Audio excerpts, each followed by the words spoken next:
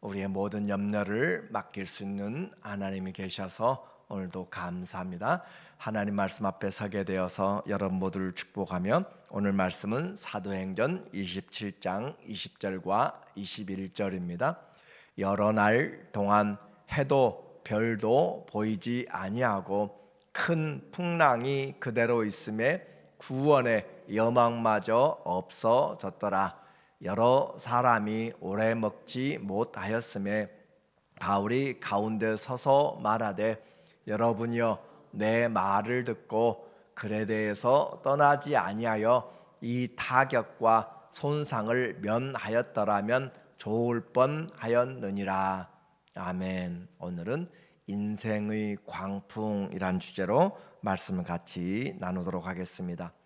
사도 바울은 지금 2년 동안 가이사라 그곳에서 감옥에 갇혀 있습니다.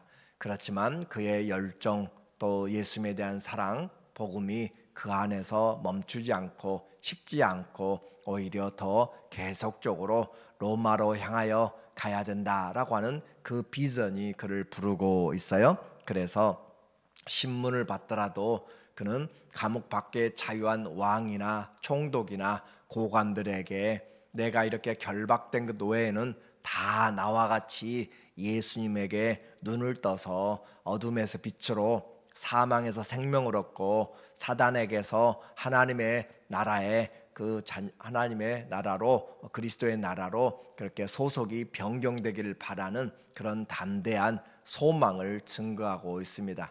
그가 하나님께 은혜 받았고 그가 하나님께 도움을 받았다는 그 사실을 그는 크고 높은 자들 앞에서 복음을 증거할 수 있는 기회를 얻은 것이 하나님이 여전히 자기를 돕고 있다라고 하는 거예요. 왜냐하면 그 안에 예수님이 사시기 때문에 예수님이 드러날 수 있고 예수님이 증거될 수 있다면 그는 하나님의 도움을 입는 것이다 라고 그렇게 생각하는 거죠. 그래서 그의 사도 바울의 인생에서 그의 신앙은 하나님의 말씀에 붙잡힌 신앙이었고 성령에 붙잡힌 신앙이었고 또 하나님의 그 말씀 안에서 그가 그리스도의 사랑이 그를 강권하여서 살아갔던 그런 믿음의 사람입니다.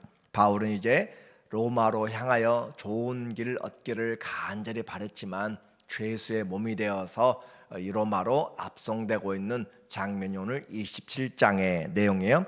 큰 풍랑을 만나서 사람들의 생명이 위기에 처한 그런 상황이 되었습니다. 그래서 인생의 계획이 우리에게 많이 있어요.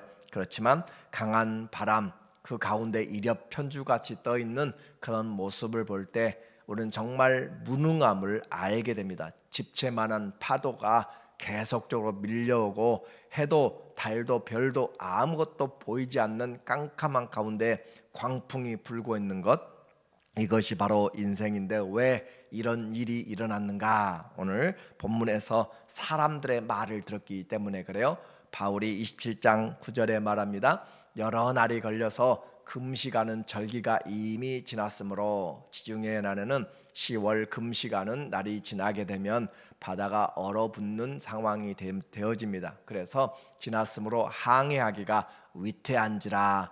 바울이 그들을 권하여 말하되 여러분이요 내가 보니 이번 항해가 하물과 배만 아니라 우리 생명에도 타격과 많은 손해를 끼치리라 하되, 바울의 그런 하나님 안에서 또 여러 상황들을 살펴서 이번 항해가 어렵다라고 그렇게 연기를 요청했지만 사람들은 그런 바울 선교사의 이야기보다는 전문가의 이야기를 듣기 원하는 것이죠. 선주가 또 선장이 어떻게 이야기하는가, 우리는 그런 말에 더 귀를 기울여요. 그래서 선원들의 말 11절에 보니까 말하기를 백부장이 선장과 선주의 말을 바울의 말보다 더 믿더라. 그래요.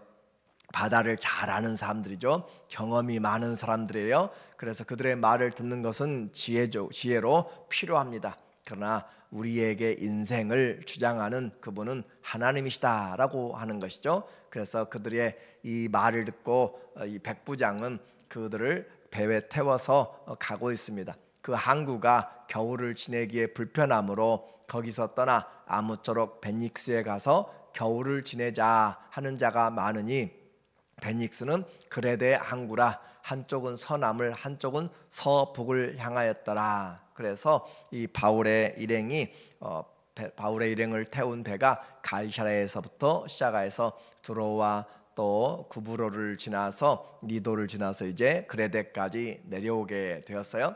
한 3개월 정도를 지금 지중해를 건너갈 수가 없기 때문에 크레테에서 겨울을 지내는 과동을 해야 되는데 그 지역이 지금 불편하기 때문에 그레데 항구의 베닉스로 그렇게 옮겨가려고 계획을 세우고 있습니다.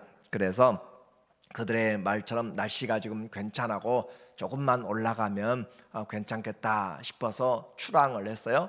순풍이 불기 시작했습니다. 얼마나 좋은지 하면서 그렇게 가고 있는데 갑자기 몰아닥치는 광풍이 있는 것이죠.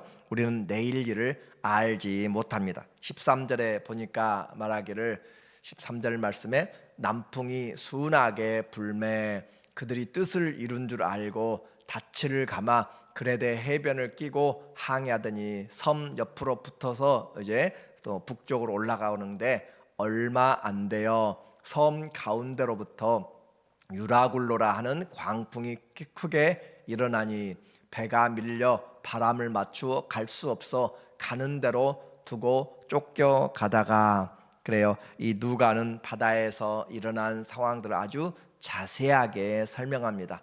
마치 노아가 1년 동안 배 위에서 그렇게 홍수가 물러가기까지 항해 일지를 기록한 것처럼 지금 누가는 그 어느 사람보다 2000년 전에 각 지중해 각 지명과 해안의 특성들 그리고 그곳에서 만났던 것들을 너무너무 자세하게 선원들의 상황까지 잘 기록하고 있는 정말 놀라운 선교 보고예요. 이렇게 해서 인생에서 예상치 못한 그런 광풍, 지금도 과학이 발전하고 그렇게 해서도 지진이 언제 일어날지 알지 못합니다. 화산에 징후가 있어요. 그러나 화산이 언제 터질지 알지 못합니다. 전쟁도 마찬가지, 테러도 마찬가지, 우리는 정확하게 알 수가 없어요. 이것이 바로 인생의 모습인데 사람들이 하나님의 일을 우리가 측량할 수가 없는 것이죠. 이렇게 해서 그들은 큰 뜻을 품고 이 알렉산드리아 배는 저 이집트에서부터 시작해서 로마로 식량을 운반하는 배입니다. 그 배를 타고 가다가 그들이 지금 광풍을 만났어요. 그래서 배가 밀려 바람을 맞추어 갈 수가 없어 가는 대로 두고 쫓겨가다가 이것이 어떻게 보면은 인생의 모습을 말해주고 있어요. 우리는 계획을 열심히 세우는데 내 마음대로 자녀들이, 내 마음대로 사업이, 내 마음대로 건강이 내 마음대로 안 되고 그냥 밀려가고 있는 것처럼, 그래서 바람에 맞추어 가려고 아무리 힘을 써도 갈 수가 없어 가는 대로 두고 쫓겨가다가, 이렇게 쫓겨가다가 우리 인생을 끝나게 버리는 것이 얼마나 많은지 몰라요. 그래서 인생을 내가 너무 안다라고 하는 것도 얼마나 교만한지 모릅니다. 하나님 앞에서 우리 인생은 어떻게 보면 쫓겨가는 그런 모습일 수 있어요.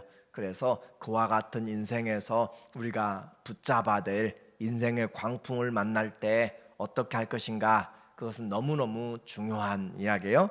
이렇게 광풍이 부니까 그들이 할 수 있는 방법은 구명보트를 배에서 지금 날씨가 좋을 때는 뒤에다 내려놓고 끌고 갑니다. 그러나 날씨가 좋지 않을 때는 그것이 끊어질까 봐서 올려놓고 이제 그들이 이 사람들의 지혜를 총동원해서 지금 광풍을 이겨보려고 하는 내용들이에요. 27장 17절에 이제 구명보트를 거루를 끌어올리고 줄을 가지고 선체를 둘러감고 모든 것이 떨어지지 않도록 줄을 감고 스리드스 모래톱에 걸릴까 두려워하여 연장을 내리고 그냥 쫓겨가더니 배의 연장들을 버리는 것은 너무너무 위험한 상황이 닥쳐왔다라고 하는 거잖아요. 그래서 그냥 쫓겨가더니 계속 쫓겨가는 것이 이들의 지금 할 수 있는 일입니다. 그리고 우리가 풍랑으로 심히 애쓰다가 이튿날 사공들이 짐을 바다에 풀어버리고, 바다에 짐을 풀어버린다. 거기에는 곡식들도 있고 또 상인들도 태워가면서 그 장사하고 해야 될 그런 것들이 있는데 짐을 바다에 풀어버렸다라고 하는 것은 우리의 쌓아놓은 것들도 생명 앞에서는 정말 아무것도 아니다라고 하는 거예요. 광풍을 만난 가운데서 다 풀어버리고 사흘째 되는 날에는 배의 기구를 그들의 손으로 내버리니라. 연장을 버리고 배의 기구들을 다 버렸다라고 하는 것은 정말 아무것도 남아있지 않은 빈 털터리가 된 상황을 지금 설명합니다. 그러니까 광풍을 만났을 때 우리가 붙잡고 있던 것들, 은행부터 시작해서 집까지 자동차까지 전부 다 날아갈 수 있는 그런 상황을 생각해 본다면 건강까지 모두가 다 이렇게 되어버린 상황들, 그래서 이런 인생은 사람이 해결할 수가 없습니다. 그렇죠. 다 버려야만 되는 것, 붙잡았던 것이 다 떠나가고 관계도 그렇게 믿었던 모든 것들도 다 떠나가 버리는, 해결하지 못할 때 우리는 가만히 있으란 말인가? 그것이 아니라 최선을 다하되 하나님의 도우심을 간절히 구해야 된다. 인생에게는 하나님이 필요하다라고 하는 것을 다시 한번 이야기하고 있어요. 하나님께 인도함 받으면 우리에게는 길이 열리게 됩니다. 20절 말씀에 보니까 여러 날 동안 해도 별도 보이지 아니하고 이 땅에서만 우리가 육지에서 살아도 해도 안 보이고 별도 안 보이고 그렇게 된다면, 흑암이 온다면 얼마나 두렵겠어요. 그런데 바다 한가운데서 광풍 몰아치는데 해도 별도 아무것도 안 보이고 아침인지 저녁인지 구분도 안 될 정도로 그렇게 계속된다면, 그리고 큰 풍랑이 그대로 있음에, 큰 풍랑이 정말 제대로 있을 수가 없는 그런 상황들, 구원의 여망마저 없어졌더라. 저는 이 사도행전 27장에 인생의 모든 부분이 나타나 있다라고 그렇게 생각해요. 그래서 내가 계획했던 대로 가다가 실패하고, 그리고 내가 가졌던 것도 다 그냥 버려야만 되는 상황, 그리고 쫓겨가야만 되는 상황, 그리고 마지막에는 구원의 여망까지, 살아야 될 이유들까지, 살아야 될 한 가지 빗줄기조차 사라져버리는 이런 모습을 지금 우리는 맞이하고 있습니다. 이들만 그런 것이 아니라 인생을 살다 보면 크고 작은 일들, 얼마나 감당하기 힘든 일들이 많은지 몰라요. 구원의 여망마저 없어졌더라. 이것이 사람들이 보는 입장이에요. 여러 사람이 오래 먹지 못하였음에 거기에 먹을 수 있는 상황들도 제대로 되지 않는 것이고, 그런데 그 광풍의 한가운데, 어둠의 한가운데서 외치는 사람이 있다는 거죠. 바울이 가운데 서서 말하되, 여러분이요 내 말을 듣고 글에 대해서 떠나지 아니하여 이 타격과 손상을 면하였더라면 좋을 뻔하였느니라. 바울이 그렇게 이야기할 때 맨 처음에는 사람들이 전혀 듣지 않았잖아요. 선주의 말, 선장의 말을 듣고 갔어요. 득이양양해서 갔지만 그러나 얼마 가지 못해서 인생의 파산의 그 지경에 다다르게 된 모습들, 그리고 아무도 듣지 않았지만 이제는 바울의 말에 귀를 기울일 수밖에 없습니다. 그가 바로 하나님의 사람이고 하나님의 말씀을 받았기 때문에 그래요. 이와 같이 바울이 가운데 서서 말하고 있습니다. 죄수가 말하고 있는데 사람들이 들을 수밖에 없는 상황, 이것이 지금 하나님이 하시는 일이에요. 그래서 하나님이 이 비바람치는 광풍 속에서 생사가 불분명한 상황, 살지 죽을지 모르는 그런 상황에서 일어나서 외치는 사람의 그 소리는 생명의 소리였고 빛의 소리였습니다. 22절에 그들에게 소망의 소리가 들리기 시작해요. 내가 너희를 권하노니 이제는 안심하라. 너희 중 아무도 생명에는 아무런 손상이 없겠고 오직 배뿐이리라. 바울이 일어서서 그 276명이나 되는 사람들 가운데 서서 그가 외치고 있는 것이에요. 이제는 안심하라. 여전히 파도는 치고 여전히 바람은 불고 여전히 해는 보이지 않습니다. 그럼에도 불구하고 하나님의 말씀에 여러분은 안심하라 라고 그렇게 말씀하고 있어요. 그리고 아무도 생명에는 아무런 손상이 없겠고 오직 배뿐이라 라고 그렇게 생명의 지금 생사 여탈권을 가지고 있는 사람이 누군가?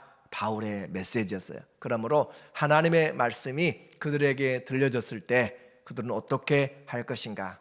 오늘 이 시대가 아무리 전문가들이 많고 무슨 계획을 세워도 정작 생명을 구원할 수 있는 것은 하나님의 복음의 메시지가 가장 중요하고 그 말씀이 진리입니다. 그리고 바울이 말씀하는 것은 자기 말을 하는 것이 아니에요. 하나님의 말씀을 전하는 것입니다. 바울아, 두려워하지 말라. 어젯밤에 지금 하나님의 사자가 바울에게 해준 이야기를 지금 바울이 그들에게 이야기하는 것이죠. 바울아, 두려워하지 말라. 네가 가이사 앞에 서야 하겠고 로마 황제 앞에 서야 하겠고 또 하나님께서 너와 함께 항해하는 자를 다 내게 주셨다 했으니, 그래요, 죄수에게 하나님이 거기 배 안에 있는 사람들을 다 붙여주신 생명이 지금 그 사람들이 살 수 있는 이유가 무엇인가? 하나님의 사람이 그곳에서 있고 그가 로마에 가야 되기 때문에 하나님이 그 사람 때문에 그들을 살려주고 있다라고 하는 사실들을 생각해 본다면 성도와 교회의 영적인 위치가 무엇인지 우리가 알게 돼요. 세상 사람들이 정치를 잘해서가 아니고 하나님이 하나님의 사람들, 청지기들을 세워서 이 땅을 하나님이 맡겨놓으셨고 하나님 앞에 그 사랑으로 그 복음으로 그들을 전하도록 주님이 기도의 파수꾼들로 세워놓고 죄의 그런 일에서 빛과 소금으로 하나님이 세워놓은 파수꾼들 때문에 이 땅이 경영되고 있고 유지되고 있다는 사실을 우리는 이런 영적인 그런 하나님의 말씀을 통해서 알 수가 있게 돼요. 그래서 하나님의 사명이 그를 붙들어서 가고 있는 것이고 우리에게 맡겨준 사람 나만 살면 되는 것이 아니라 그들도 생명을 얻도록 하는 일을 우리가 해야 될 일입니다. 하나님은 살아 계십니다. 광풍 가운데서나 산속에서나 우주 한가운데서도 우리의 고난의 한중간에서도 하나님은 여전히 살아계시고 말씀하시는 하나님, 그 말씀하시는 하나님, 그래서 하나님께서 나에게 말씀하신 대로 행할 것을 그는 알고 있었어요. 오늘도 우리가 들어야 될 소리, 많은 사람들 연말을 맞이하고 새해를 준비하면서 수많은 소식들이 들릴지라도 우리가 귀를 기울여야 될 것은 내가 오늘 이 자리에 있는 것과 하나님이 내일을 우리에게 주실 때 우리는 하나님의 말씀대로 살도록 그렇게 사명을 받은 자들이고 그 사명 가운데서 오늘도 우리가 살아가고 있다. 복음의 말씀이 우리의 귀에 또 예수 그리스도의 말씀이 우리의 귀에 끊어지지 않도록 지속적으로 우리의 마음을 열고 주님과 교제하는 것이 중요하죠. 바울은 이와 같이 하나님의 사자가 나타나서 하는 이야기에 대해서 그는 25절에 말하기를 우리에게 그러므로 여러분이요 안심하라. 나는 내게 말씀하신 그대로 되리라고 하나님을 믿노라 라고 그렇게 이야기합니다. 내게 말씀하신 그대로, 우리에게 아브라함에게 말씀하신 그대로, 우리에게 말씀하신 그대로. 성경은 우리에게 단순한 하나님 나라 이야기만 해주는 것이 아니라 생명, 생활, 우리의 삶의 원리가 바로 유일한 성경이 됩니다. 그러므로 그 말씀을 믿을 때 어둠 가운데 있고 우리에게 어려움 가운데 있고 광풍이 몰아치고 사방에 우겨싸임을 당할지라도 우리는 주님과 함께 믿음 안에서 살아가면 세상을 이기는 그 믿음으로 승리할 수가 있습니다. 내가 믿는 것은 다른 환경이 아니라 우리에게 약속하신 그 하나님을 우리는 분명하게 믿습니다. 오늘 우리에게 인생의 광풍을 만날 때 그때도 우리는 주님 앞에 서야 될 때입니다. 더 분명히 주님을 붙잡아야 될 때입니다. 사망의 음침한 골짜기에서도 우리가 기도할 수 있고 감사할 수 있고 찬송할 수 있고 그와 같이 할 수 있는 것은 하나님이 우리에게 복을 주시고 우리를 지키시며 우리를 인도하셔서 소원의 항구로 인도하시기 때문에 오늘도 주님이 우리에게 생명을 얻되 더 풍성히 얻는 예수께로 나와 주님과 함께 믿음의 삶, 인생의 모든 광풍들을 이겨나가는 하나님의 사람들 되기를 예수님의 이름으로 축원합니다. 아멘. 하나님 아버지, 임마누엘의 하나님, 우리와 함께 하시는 하나님, 두려워하지 말라, 놀라지 말라, 나는 너의 하나님이 됨이라, 내가 너를 도와주려 하신 하나님, 오늘도 우리의 삶에서 건져주시고 인도하여 주시고 지켜주시고 하나님 예비하여 주시옵소서. 예수님으로 시작해서 예수님으로 마치는 우리의 신앙 되도록 주님 온 교회 온 가정의 성도들에게 은혜를 베풀어 주시옵소서. 예수님의 이름으로 기도합니다. 아멘. 오늘도